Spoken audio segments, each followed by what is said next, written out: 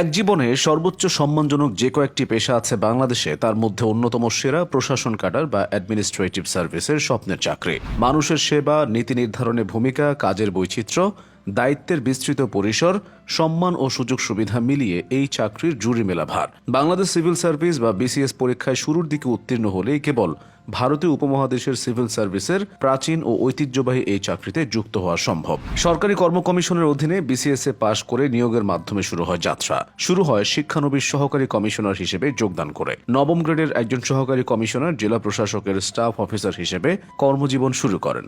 দক্ষতা অনুযায়ী তাকে সাধারণ শাখা, রাজস্ব শাখা, শিক্ষা ও কল্যাণ শাখা, ট্রেজারি ও স্ট্যাম্প শাখা, নেজারত শাখা সহ ডিসি অফিসের যে কোনো শাখার দায়িত্ব দেওয়া হতে পারে এবং শাখা অনুযায়ী পদের নাম ও দায়িত্ব বন্টন করা হয়। তিনি যে বিভাগের বাসিন্দা সেই বিভাগে পদায়ন করা হয় না। এই 2 বছরে অতি জরুরি কারণ ছাড়া বদলিও হন না তারা। 2 বছর পর চাকরি স্থায়ী হলে নিয়োগ হয় ভূমি মন্ত্রণালয়ে। পদের নাম হয় সহকারী কমিশনার ভূমি বা এসি ল্যান্ড। এই পদেও পোস্টিং 2 বছরের জন্য।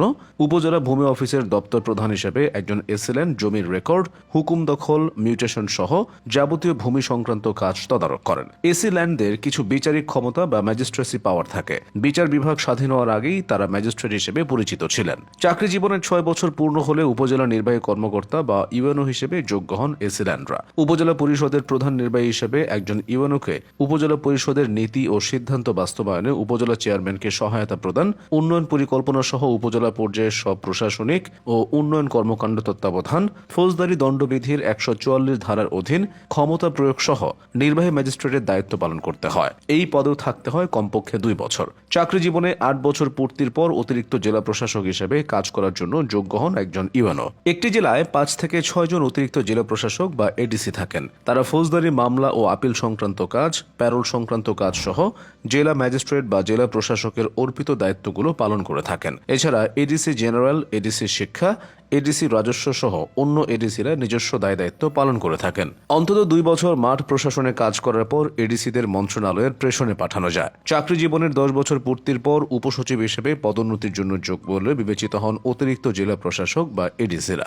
কারো বিরুদ্ধে বিভাগীয় মামলা বা অন্য বড় অভিযোগ না থাকলে সাধারণত পদোন্নতিতে কোনো ঝামেলা হয় না। উপসচিবদের মধ্যে কাউকে কাউকে সরকার জেলায় ডেপুটি কমিশনার বা ডিসি করে পাঠায়। জেলার সরকারি প্রশাসনের মাথা তিনি। এই পদকে তাই বাংলায় বলা হয় জেলা প্রশাসক। জেলা প্রশাসক ছাড়াও একজন উপসচিব স্থানীয় সরকারের উপপরিচালক, জেলা পরিষদের প্রধান নির্বাহী কর্মকর্তা হিসেবেও মাঠ প্রশাসনে অথবা মন্ত্রণালয়ের উপসচিব বা সমপদমর্যাদা সম্পন্ন পদে বিভিন্ন দপ্তরে পদায়ন পেতে পারেন। উপসচিব হিসেবে 5 বছর দায়িত্ব পালনের পর অর্থাৎ একজন কর্মকর্তা 15 বছরের চাকরি জীবন শেষে যুগ্ম সচিব হিসেবে পদোন্নতির যোগ্য হবেন। একজন যুগ্ম সচিব মাঠ প্রশাসনে বিভাগীয় কমিশনার এবং মন্ত্রণালয় ও অন্যান্য দপ্তরে যুগ্ম সচিব হিসেবে দায়িত্ব পালন করেন। এর পরের পদ অতিরিক্ত সচিব এবং এই পদোন্নতি বেশ কঠিন, কারণ অতিরিক্ত সচিবের পদ নির্দিষ্ট, সব মিলিয়ে 221টি। যদিও বর্তমানে পদের দ্বিগুণেরও বেশি কর্মকর্তাকে পদোন্নতি দেওয়া হয়েছে, তারা সরকারের বিভিন্ন সংস্থায় দায়িত্ব পালন করছেন।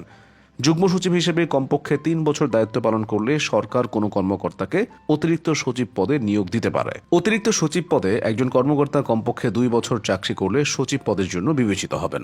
অর্থাৎ বিসিএস প্রশাসনে সহকারী কমিশনার হিসেবে নিয়োগ পেয়ে কমপক্ষে 20 বছর কাজ করলে একজন কর্মকর্তা সচিব হতে পারেন। সরকারি প্রশাসনে যারা কাজ করেন তাদের চাকরি জীবনের চূড়ান্ত লক্ষ্য থাকে সচিব হয়ে অবসরে যাওয়া।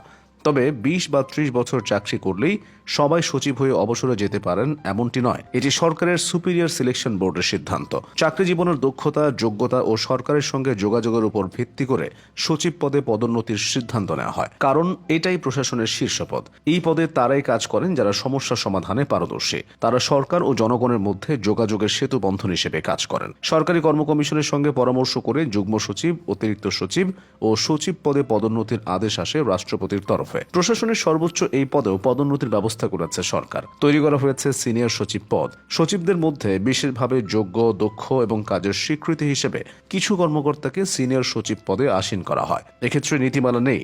সরকার যাকে ভালো মনে করেন তাকেই দেওয়া হয় এই পুরস্কার।